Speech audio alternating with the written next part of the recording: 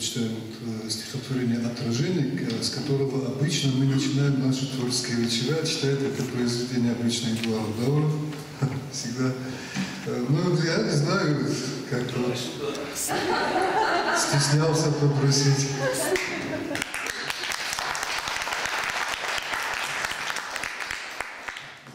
Продолжение. Я же знаю, он забыл. Может быть, потому, как бы, друг у друга вырываем это стихотворение, потому что, когда я его прочитал первый раз в интернете, в Фейсбуке, вот как будто о себе читаешь. И в этом стихотворении вот, можно много говорить о человеке, когда слышишь, тем более его стихи из уст других людей и чувствуешь, как они пропускают каждое слово через свою душу. Я ведь подтверждаю, что слова вроде сколько раз слушал, а многие стихи просто вызывают слезы на глаза.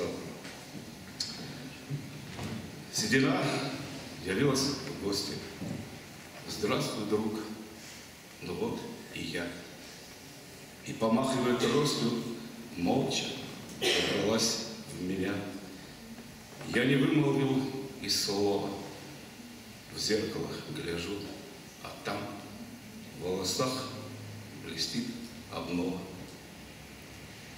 Белизною по усам седина на грудь стекает шелковистой бородой. Темный цвет под белым тает, и вечерний, и вчерашний молодой, смелый и красивый парень, смехом заливавший свет седины, сраженный даром в зеркале на склоне лет. Годы призраки и тени, помнить сердце, ум не имет, был ли он когда шатен, тот, кто в зеркале живет. Был ли он другим участлив, так как делал это я? Был ли он безумно счастлив, чувств высоких не тая? Был ли он когда-то в храме тот, что за зеркальной дверью? Знал ли он отца и маму? Я ли? Нет, не верю. Аслан Багиев.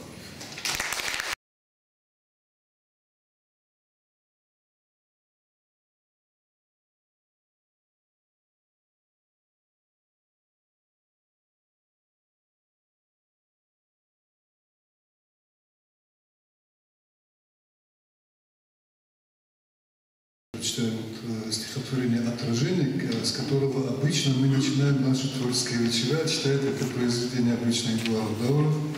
Всегда. Ну, я не знаю, как-то стеснялся попросить.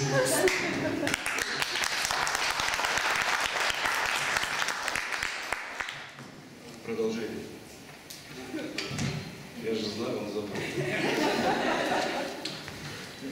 Может быть, потому, как бы, друг у друга вырываем это стихотворение, потому что, когда я его прочитал первый раз в интернете, в Фейсбуке, вот как будто о себе читаешь. И в этом стихотворении вот, можно много говорить о человеке, когда слышишь, тем более его стихи из уст других людей и чувствуешь, как они пропускают каждое слово через свою душу. Я ведь подтверждаю, что слова вроде сколько раз слушал, а многие стихи просто вызывают слезы на глаза. Седина явилась в гости. Здравствуй, друг. Ну вот и я. И, помахивая тростью, молча забралась в меня. Я не вымолвил и слова. В зеркало гляжу, а там в волосах блестит обнова.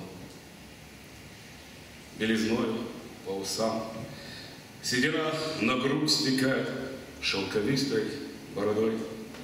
Темный цвет под белым тает, и вечерний, и вчерашний молодой, смелый и красивый парень, смехом заливавший свет седины, сраженный даром в зеркале на склоне лет.